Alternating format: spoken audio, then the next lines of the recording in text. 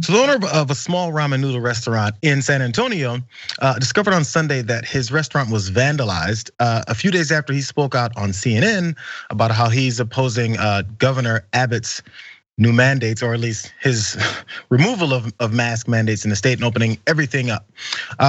So in his CNN appearance, he did criticize Abbott, and it appears to be the reason why his establishment was tagged with things like no mask, kung flu, a few other racial declarations on his building, and it also delayed him reopening his restaurant by an hour or so, or maybe a couple hours when he was originally supposed to open. But first, let's see what he had to say on CNN that got him this kind of response. The governor and others will say, listen, we have small business owners' backs here. But you're saying, and you said you've heard similar from other business owners, that, I mean, is it that customers would prefer to some degree that you keep the mask mandate up? In other words, they'd be more comfortable coming with masks than without? Is that what you're finding? Absolutely. I will say that the government doesn't have us Texans' interests at play at this point. I think it's more of our personal interests. I think his decision to drop the mask mandate is selfish and cowardly, and that there's no reason to do it. That dropping the mask mandate will not help the economy, will not help us open. And a lot of us feel that he's putting a lot of us in danger. He's at a time where we need him to be a leader. He's not being a leader. That restaurant owner is also fighting lymphoma currently, and so when he mentions the danger of opening up without any of these regulations in place, that's what he was talking about. So also, you would think that maybe people that were upset about vandalism may also be upset about this vandalism. Tucker Carlson did have something to say about vandalism and the kind of people that like to tag people's businesses just last year. Let's remember that. They get to ignore the rules. They don't believe in order or fairness. They reject society itself.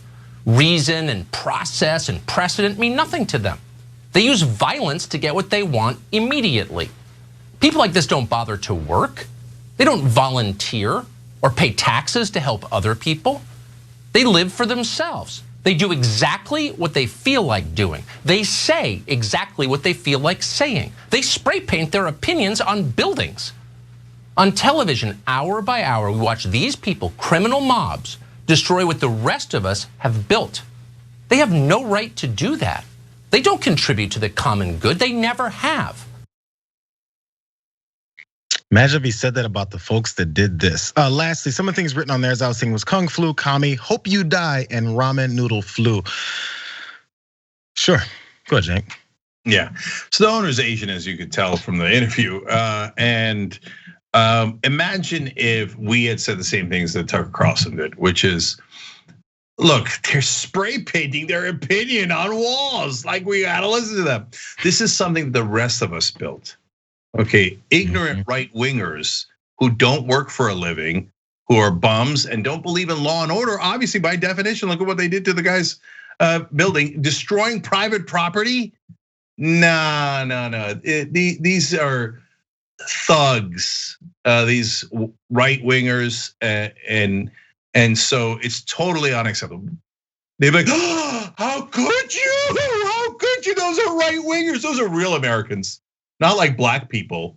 I mean, black people are only protesting getting killed unjustly when they had no weapons, whereas the right wingers are protesting eating ramen noodles while endangering everyone else's life. But wait a minute, one side's trying to save lives, the other side's is endangering lives and breaking the law to do so.